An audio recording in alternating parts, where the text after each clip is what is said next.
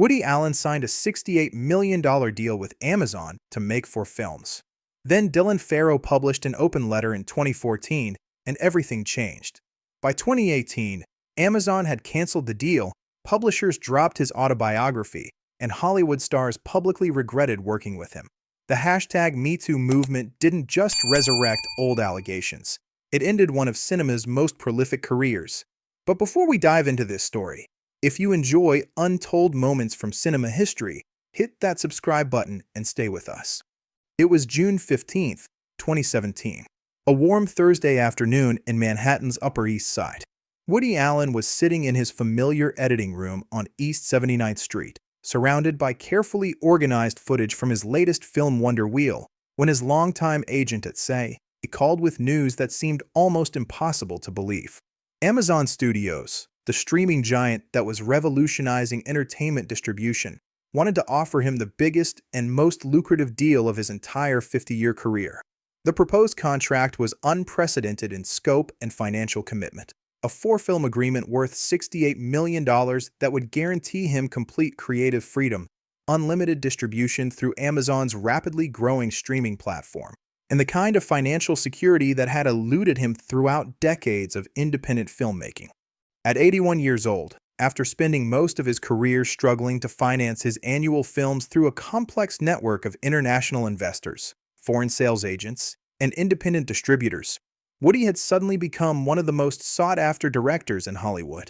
The streaming revolution was creating unprecedented opportunities for veteran filmmakers, and Amazon was aggressively pursuing prestige content that would legitimize their entertainment platform against established competitors like Netflix and traditional Hollywood studios. The Amazon deal represented much more than financial security, though the money was certainly transformative for someone who had spent decades scraping together budgets for low-budget independent films. More importantly, it offered the kind of complete creative freedom that even his long-standing relationship with Sony Pictures couldn't match. Amazon executives promised no script interference, no casting restrictions, no marketing limitations, and no distribution concerns. He could make any film he wanted, cast anyone he chose, explore any themes that interested him, and release his work worldwide without compromise or corporate interference. For an artist who had spent his entire career fighting for creative autonomy, the Amazon deal seemed like the perfect capstone to a legendary filmmaking career. But within just 18 months of signing that lucrative contract, the same deal would be abruptly canceled, his professional reputation would be in complete ruins, and his career would effectively end in American cinema. The cultural revolution that systematically destroyed Woody Allen's legacy and professional standing began not with new criminal evidence or legal proceedings, but with fundamental changes in social attitudes about power, accountability, and society's willingness to separate artistic achievement from personal conduct. The transformation that would end his career started in October 2017, when Harvey Weinstein's decades of sexual assault and workplace harassment were finally exposed through detailed investigative journalism by Ronan Farrow and Jodi Kantor. The subsequent #MeToo movement created a comprehensive cultural reckoning that extended far beyond Weinstein himself to examine how Hollywood's power structures had systematically protected influential men from consequences for inappropriate, abusive, or criminal behavior. Woody Allen's name appeared prominently in almost every major article about problematic figures in the entertainment industry, even though his specific legal situation was factually and procedurally different from proven serial abusers like Weinstein, Bill Cosby, or Kevin Spacey. The allegations against him, originally made by Dylan Farrow in 1992 and extensively investigated by multiple law enforcement agencies without resulting in criminal charges, suddenly felt culturally relevant again in ways that surprised everyone involved, including Woody himself. The timing of this cultural shift was particularly unfortunate for Woody's career and public standing. Just as the #MeToo movement was gaining unprecedented momentum and social media influence, Dylan Farrow had decided to speak publicly about her allegations in a detailed, emotionally powerful open letter published in the New York Times on February 1st, 2014. The letter, titled An Open Letter from Dylan Farrow, provided Dylan's first-person account of the allegations she had made 22 years earlier when she was 7 years old. Written with devastating emotional clarity and supported by her brother Ronan Farrow, the letter described specific incidents of alleged abuse and criticized the film industry for continuing to celebrate Woody despite her accusations. When originally published in 2014, the letter had generated significant media attention and public discussion, but hadn't fundamentally impacted Woody's career trajectory or industry relationships. Major studios continued financing his films, prominent actors continued accepting roles in his projects, and film festivals continued programming his work without controversy or boycott campaigns. But when Dylan's letter resurfaced and went viral during the height of #MeToo activism in 2017 and 2018, it took on entirely new cultural significance and social media momentum. Twitter, Instagram, and Facebook amplified Dylan's accusations in ways that traditional newspaper coverage hadn't achieved, reaching millions of people who were learning about the allegations for the first time through viral social media posts rather than comprehensive journalistic reporting. The cultural context surrounding allegations of sexual misconduct had changed dramatically and irreversibly since the original investigation in the 1990s. Audiences in 2018 were significantly less willing to give powerful men the benefit of the doubt, less interested in legal technicalities and procedural requirements, and more focused on believing women who came forward with allegations of abuse regardless of formal legal outcomes. The fact that no criminal charges had ever been filed against Woody, that multiple investigations had found insufficient evidence to proceed, and that court-appointed experts had questioned the reliability of Dylan's statements became less important than her emotional testimony and the broader cultural pattern of powerful men escaping consequences for inappropriate behavior. Amazon Studios found itself in an increasingly impossible and politically charged position. The company had invested enormous financial and reputational capital in Woody's artistic legacy and cultural standing. But streaming platforms were particularly vulnerable to organized social media campaigns and subscriber boycotts in ways that traditional Hollywood studios could better withstand. Unlike established entertainment companies that could weather temporary controversies through diversified revenue streams and institutional relationships, Amazon's business model depended critically on maintaining positive relationships with their customer base, many of whom were young, progressive consumers who strongly supported #MeToo activism and women's rights advocacy. The pressure on Amazon began building systematically in early 2018 when prominent actors who had previously worked with Woody began publicly distancing themselves from him and expressing regret about their professional collaborations. These weren't isolated individual decisions. They represented a coordinated campaign by activists and publicists who understood that economic pressure and public shaming were more effective than legal proceedings in holding powerful figures accountable. Greta Gerwig, who had starred in Woody's To Rome with Love and was emerging as one of Hollywood's most influential young directors, announced publicly that she would never work with him again and deeply regretted her previous collaboration. Her statement carried particular weight because she represented the new generation of female filmmakers who were reshaping Hollywood's power dynamics. Colin Firth, the respected British actor who had appeared in Magic in the Moonlight, expressed similar regret about his involvement and criticized the film industry's historical tolerance for problematic behavior. These statements from established, respected performers provided legitimacy to the campaign against Woody that purely activist voices might not have achieved.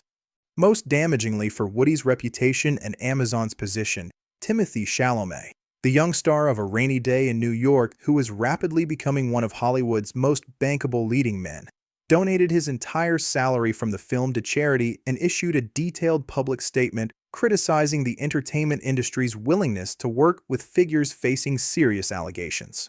Rebecca Hall, Griffin Newman, and other actors from the same film made similar statements and donations, creating a cascade of negative publicity that made Amazon's continued association with Woody increasingly untenable from a business perspective. These public rejections and moral denunciations weren't just spontaneous individual decisions. They represented a carefully orchestrated campaign designed to pressure Amazon into canceling Woody's deal through sustained negative publicity and economic threats. The strategy was developed by activists who understood that corporate reputation management and consumer pressure were more powerful tools than traditional legal proceedings in achieving accountability for powerful figures. The situation escalated further when major publications including The Atlantic, The New Yorker, and The Washington Post began publishing comprehensive investigative pieces about Woody's career that systematically re-examined his films through the lens of #MeToo activism and contemporary understanding of power dynamics and sexual misconduct. These articles pointed out the disturbing recurring themes throughout his filmography. Older male protagonists consistently pursuing romantic relationships with much younger women, the systematic romanticization of inappropriate power dynamics between mentors and students, and the uncomfortable parallels between his fictional character's behavior and the specific allegations that had been made against him personally. Films like Manhattan, which had been universally celebrated as cinematic masterpieces for nearly 40 years, suddenly felt uncomfortable and problematic to many contemporary viewers. The 42-year-old character's romantic relationship with a 17-year-old student wasn't charming neurotic comedy. It was documentation of inappropriate behavior that had been normalized and celebrated through artistic sophistication and cultural prestige. Annie Hall's exploration of an older man's controlling relationship with a younger woman took on new meaning when viewed through the lens of contemporary understanding about emotional manipulation and psychological abuse. The film's technical innovations and cultural significance couldn't entirely separate it from questions about the mindset that created such specific relationship dynamics. Amazon executives found themselves in the position of defending not just Woody's legal innocence, but the entire cultural value and artistic legacy of his 5-decade career.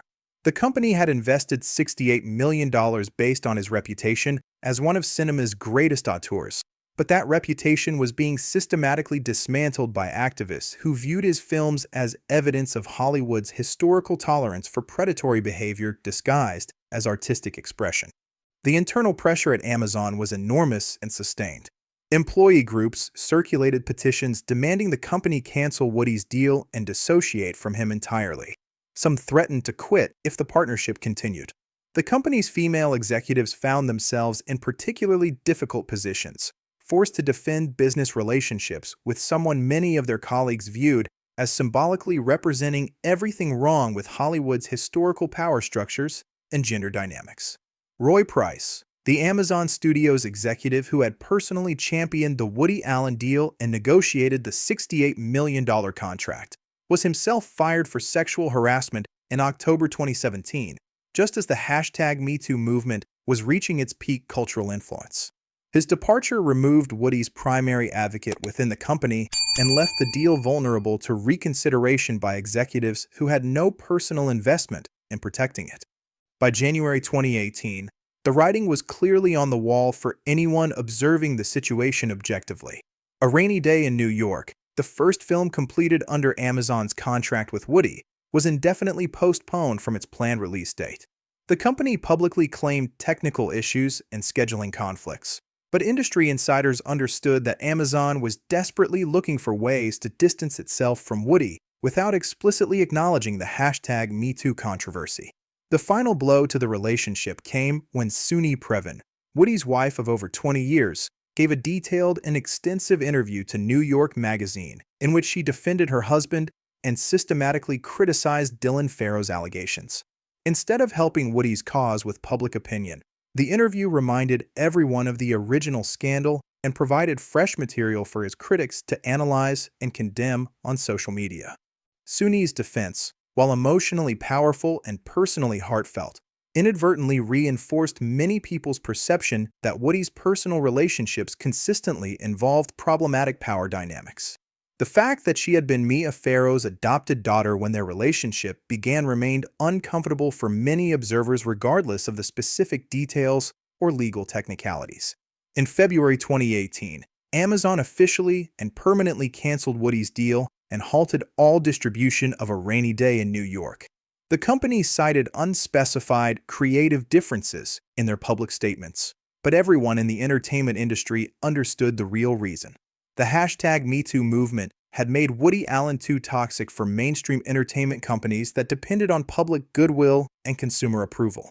The cancellation wasn't just a business decision driven by financial considerations. It was a cultural statement that Amazon was choosing to align itself with #MeToo values and social justice activism rather than defending artistic legacy against organized social pressure. The company was willing to absorb the substantial financial loss of canceling a $68 million deal to avoid the potentially greater reputational damage of continuing to work with someone widely viewed as problematic. The aftermath of Amazon's decision was swift, comprehensive, and devastating for Woody's career prospects. Brand Central Publishing immediately dropped plans to release Woody's autobiography, apropos of nothing, after employees organized protests and threatened coordinated walkouts. When the book was eventually published by Arcade Publishing, a much smaller press, major bookstore chains limited its availability and promotional support. Film festivals around the world began quietly declining to screen his work or invite him to submit new projects. The Cannes Film Festival, which had premiered many of his most celebrated films over the decades, stopped extending invitations for his new work. The New York Film Festival, which had honored him with retrospectives and premieres, quietly ended their relationship with him. American distributors became completely unwilling to acquire his films for theatrical release, forcing him to seek European financing and distribution for any future projects. The transformation was remarkable in its speed and cultural completeness. Within just 2 years, Woody Allen went from being one of America's most celebrated and prolific filmmakers to being effectively persona non grata in the industry where he'd worked successfully for 50 years. The change wasn't driven by new legal evidence, criminal proceedings, or definitive proof of wrongdoing, but by fundamental shifts in cultural attitudes about accountability, power dynamics, and society's willingness to prioritize women's testimony over powerful men's denials and legal technicalities. Younger audiences, who had no personal connection to Woody's classic films from the 1970s and 80s, saw no compelling reason to separate his artistic achievements from the allegations against him. For them, Dylan Farrow's emotional testimony was more persuasive and culturally relevant than Annie Hall's technical innovations or Manhattan's influence on romantic comedy. The generational divide became a crucial factor in his cultural exile and professional isolation. Older critics and filmmakers who had grown up watching his movies struggled to reconcile their genuine admiration for his artistic work with their growing discomfort about the personal allegations. Younger voices in entertainment felt no such conflict. They simply rejected both the man and his artistic legacy as symbols of Hollywood's problematic past. Social media platforms amplified this generational shift by giving Dylan Farrow and her supporters direct access to mass audiences without traditional media, filtering, or editorial oversight. Twitter, Instagram, and other platforms allowed activists to maintain constant pressure on Amazon and other companies working with Woody, creating sustained campaigns that traditional protests and boycotts couldn't achieve. The hashtag #MeToo movement's impact on Woody's career also reflected broader changes in how American society processes allegations of sexual misconduct and abuse. The traditional legal standard of innocent until proven guilty was increasingly replaced by a cultural standard that prioritized believing women and holding powerful men accountable through social and economic consequences rather than waiting for criminal prosecutions that might never come. This fundamental shift represented a dramatic change in American culture's approach to allegations of abuse and misconduct. Instead of waiting for definitive legal resolution through courts that historically failed to prosecute sexual crimes effectively, society became willing to impose immediate professional and social consequences based on credible allegations and documented patterns of behavior. Today, Woody Allen continues making films in Europe with foreign financing and distribution, but his work receives virtually no attention in American media and no theatrical release in the United States. His recent films, including A Rainy Day in New York, Rifkin's Festival, and Coup de Chance, are barely acknowledged in American film criticism or cultural conversation. The director who once dominated American cultural discussion and influenced multiple generations of filmmakers has been effectively erased from the industry, where he created his greatest artistic achievements. His films are rarely discussed in contemporary film schools, seldom programmed by American repertory theaters, and largely absent from streaming platforms that serve American audiences. The long-term controversy surrounding his cultural exile raises complex and unresolved questions about justice, redemption, due process, and the relationship between art and morality that American society continues to grapple with across multiple industries and cultural institutions.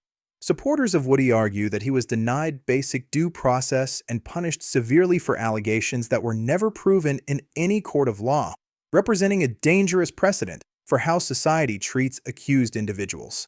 Critics contend that his treatment represents long overdue accountability for someone who used his power and cultural influence to escape consequences for inappropriate behavior that should have ended his career decades earlier.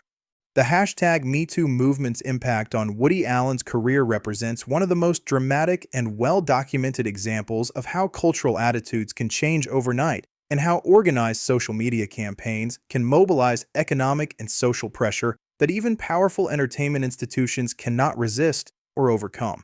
Whether this represents justice finally achieved or a miscarriage of justice depends largely on how individual observers weigh competing values: believing women who come forward with allegations, maintaining due process protections, preserving artistic legacy, and ensuring social accountability for powerful figures who historically escape consequences. What's absolutely certain is that Woody Allen's fall from grace demonstrates the unprecedented power of sustained social movements to reshape cultural institutions and hold powerful figures accountable through organized economic pressure when traditional legal systems fail to provide satisfaction to those seeking justice. The case also illustrates how rapidly cultural consensus can shift in the digital age, where social media platforms allow for immediate organization and sustained pressure campaigns that can overwhelm traditional institutional defenses. Woody's situation became a test case for how society should handle accusations against beloved cultural figures when criminal charges aren't filed but credible allegations persist. The entertainment industry's response, swift and comprehensive exile, established precedents that continue to influence how similar controversies are handled. The financial implications extend beyond his personal career to broader questions about risk management in entertainment. Amazon's decision to absorb a $68 million loss rather than whether ongoing controversy demonstrates how social media pressure can override traditional business calculations. For other aging directors, Woody's experience serves as a warning about how quickly established careers can be destroyed by revived allegations and changing social attitudes. No amount of past artistic achievement can protect against sustained activism if public opinion shifts decisively. The international dimension reveals cultural differences in processing misconduct allegations. While American institutions rejected him comprehensively, European festivals and audiences continued supporting his work, viewing American responses as excessive rather than necessary accountability. Whether future generations will view his cultural exile as necessary accountability or excessive punishment remains to be seen. What's undeniable is that his fall represents a watershed moment in how powerful figures face consequences for allegations, establishing new standards that extend far beyond entertainment. The man who once seemed untouchable learned that reputation built over 5 decades can be destroyed in 18 months when society decides that moral accountability matters more than artistic legacy, and that women's voices deserve to be heard regardless of legal technicalities. If this story gave you a new perspective, there's more coming. Hit the bell icon so you don't miss the next Untold moment.